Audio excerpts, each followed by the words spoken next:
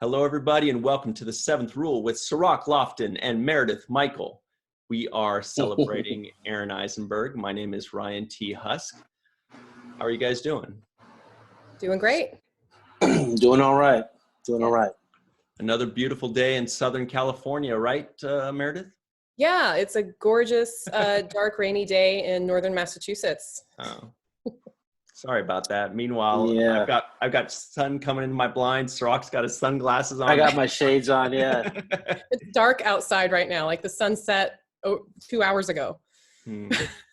Yeah, I don't like this clocks moving back thing because it's giving us less daytime in the later hours. I don't really like it. It screwed me up so much. I'm not sure what day it is most days. Like that shouldn't be the problem with daylight savings, but each day I'm like, Wednesday, Thursday, what year is it? I don't know. Yeah. Why do we do this? Well, like 9 o'clock comes around, it feels like midnight. I'm like, why does it feel so late? Yeah. So yeah. Bed early. Yeah, I guess so. Earlier. So Meredith, show us your necklace very quickly, if you would. You said you got it at Star Trek Las Vegas, right? I did. I wish I could tell you the name of the vendor, but I'm sure you guys all saw their table. They had a lot of really cool glass. I think it's glass or resin jewelry designs. So this is one of my favorites. It's nice. And Meredith is a middle school or high school science teacher. High school. High school, the big kids. Yes. I could not do the middle school. That age, no, forget it. I worked very, very hard to try to forget my middle school years. So. What subjects do you cover? I mean, specifically, what science subjects? Chemistry and biology.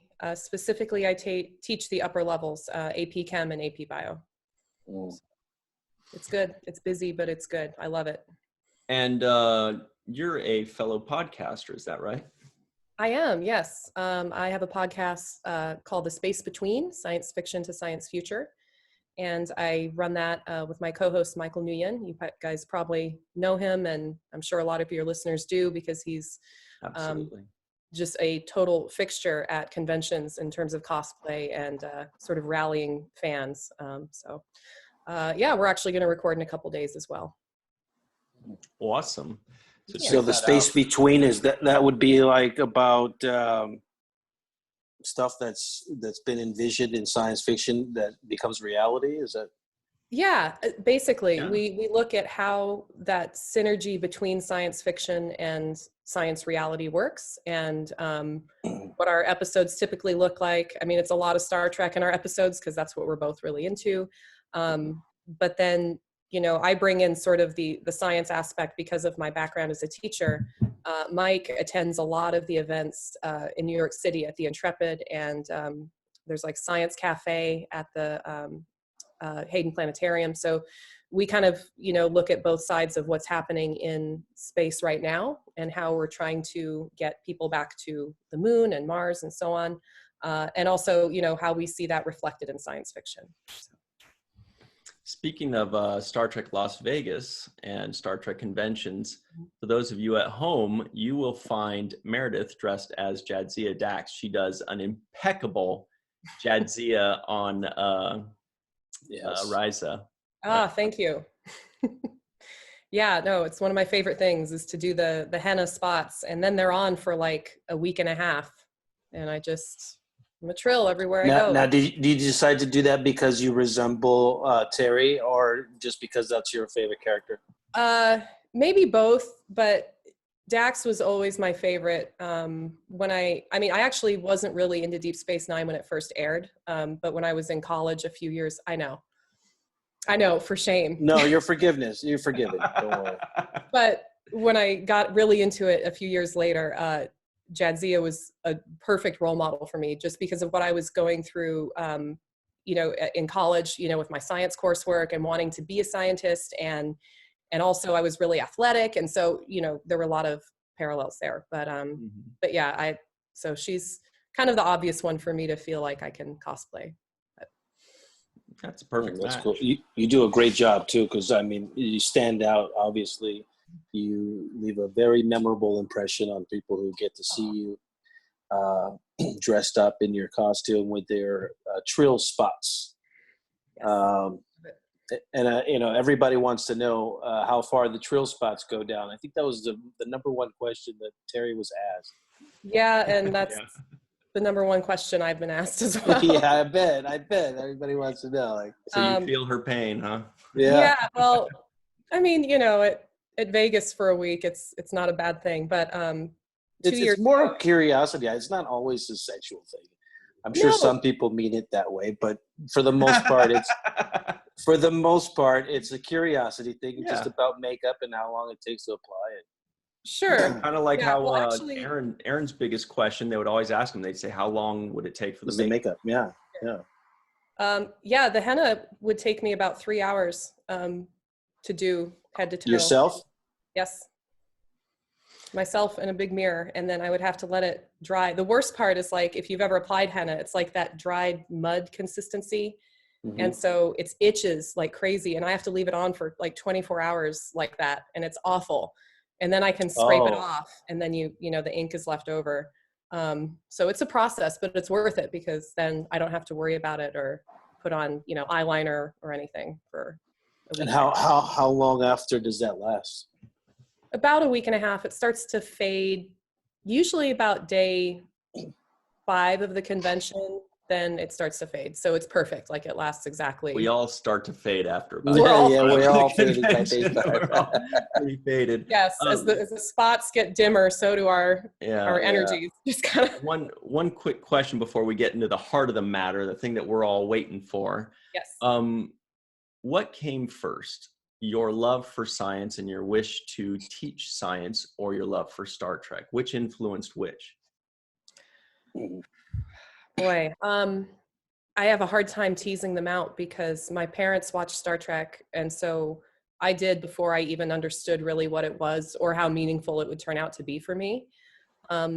So it was always there in the sort of the background of my childhood, but I think my passion for science sort of developed separately from that on its own.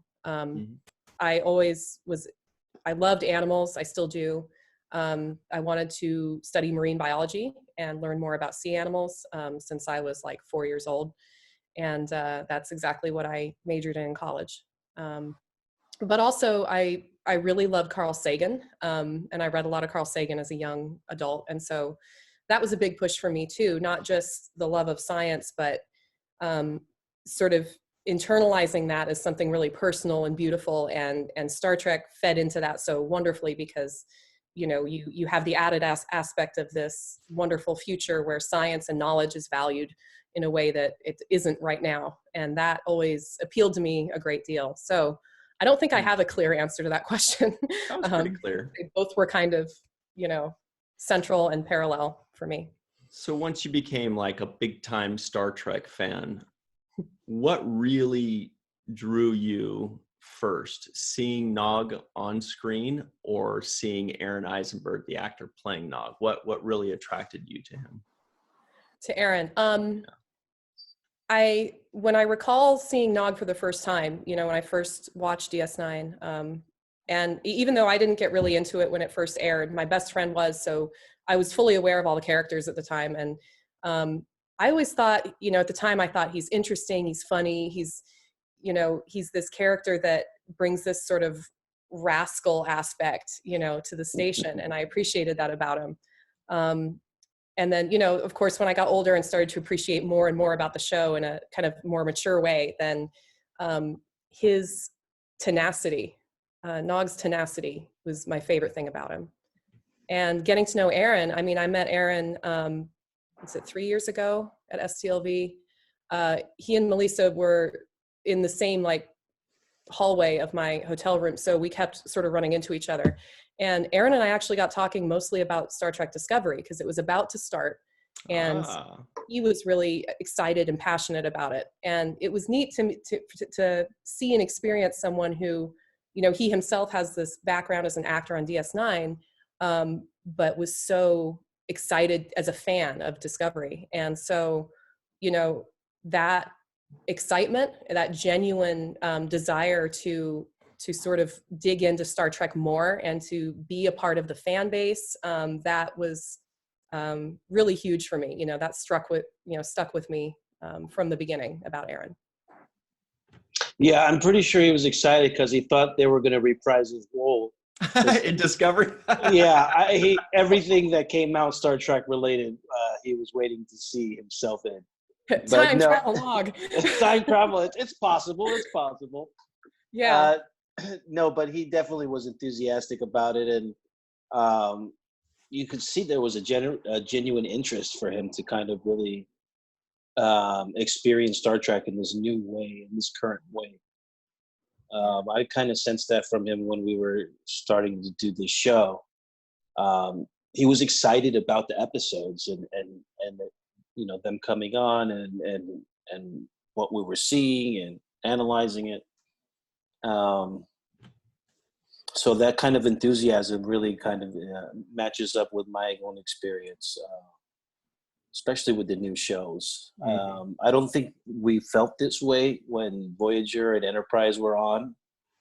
I think it took the time off that it did, the kind of gap that we all have had since the last airing of these kinds of shows, to take a break and kind of reappreciate what it was to have Star Trek on television on a recurring basis. Yeah, and it certainly seems consistently true that Deep Space Nine in particular is a show that, and this is mentioned so many times in the doc and elsewhere, that, for its time was way ahead in so many ways, that the fan base wasn't really ready to embrace it at the time, the way it is now. And its popularity on Netflix is a testament to that. Absolutely. So yeah, like you said, that break, and for a show like that to kind of marinate through the change in our own society and change in our own history of the last 25 years. It's just so cool. It may also be just writing style too. Maybe people were so used to the rigid, monster of the week for original series and Next Generation, and then Deep Space Nine was, it's just like the stationary thing, but with an overarching storyline, and it was serialized. Maybe people weren't ready for that, but I agree. Like, as it ages well, as time progresses, people appreciate Deep Space Nine more and more and more, and I'm so happy about that because it's just the best written show in Star Trek history, I think. But you had go ahead, Mr. Rock. No, I was thinking that one of the things that comes to mind is that in the beginning of our show, the word dark was always being mentioned. It's a dark show, dark this, dark that. And I want to make a parallel between the fact that it is or was perceived as a dark show to why now it is being received so well.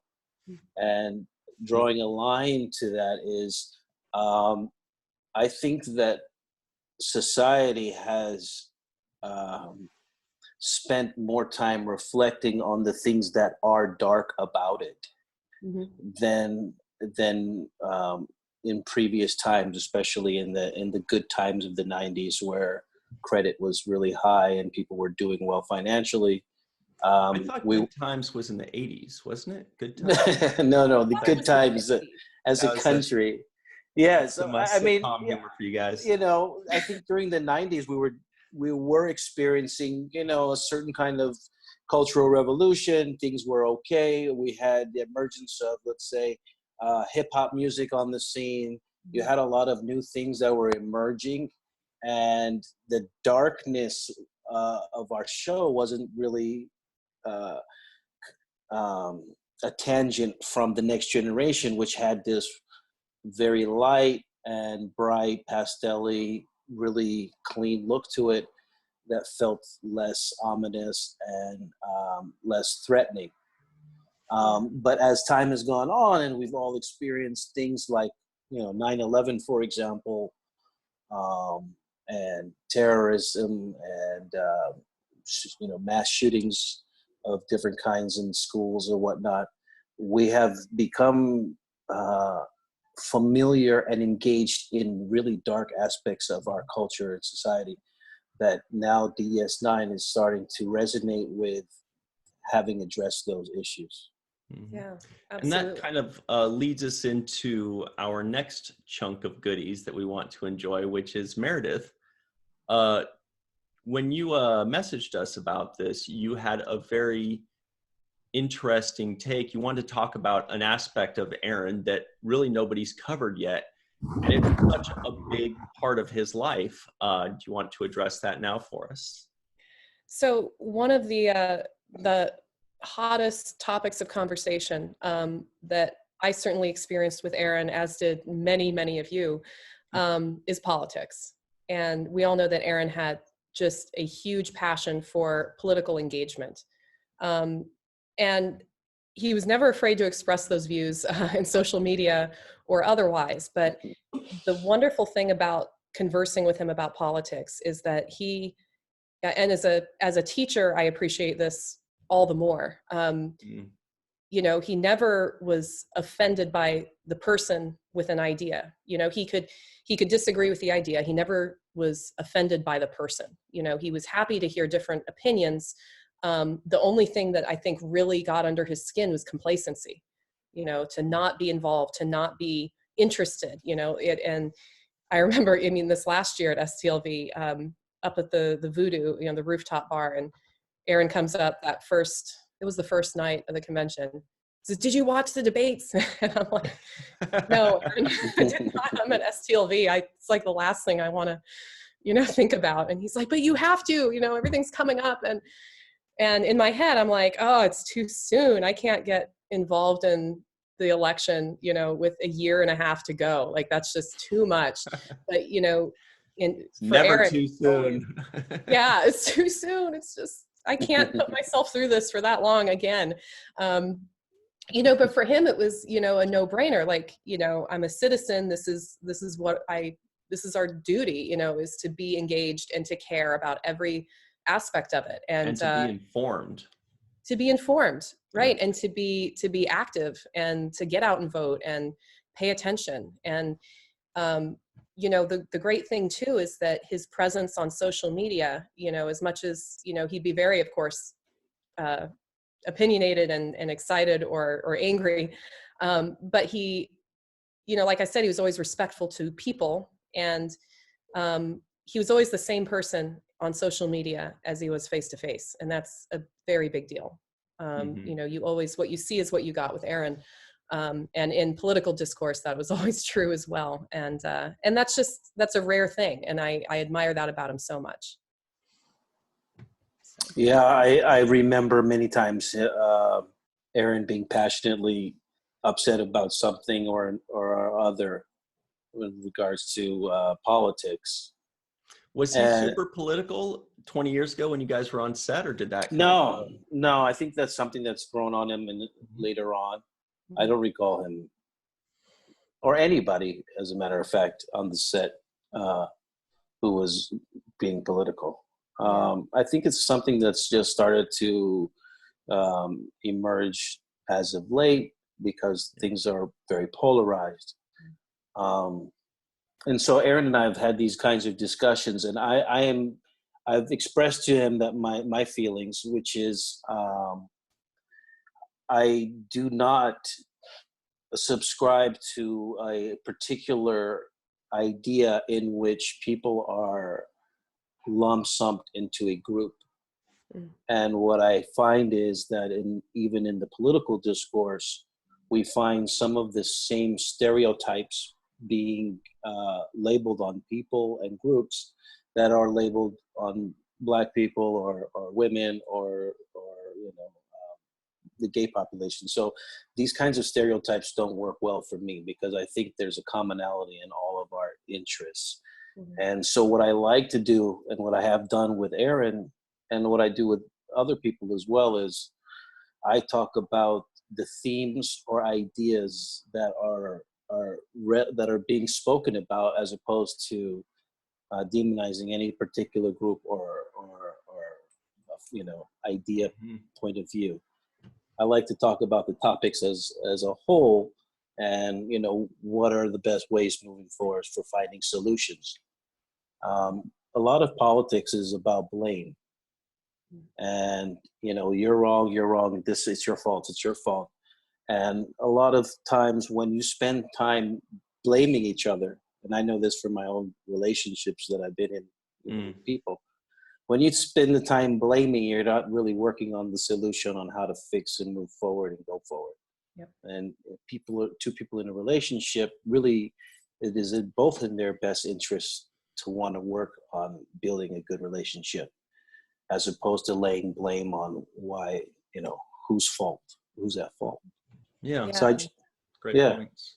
The giant relationship that is the United States, you Right. know, as we try to move forward. Tumultuous relationship. Well, it kind of is. It is, and unfortunately it is, because no matter what side you take, you're talking about a large group of people on the other side.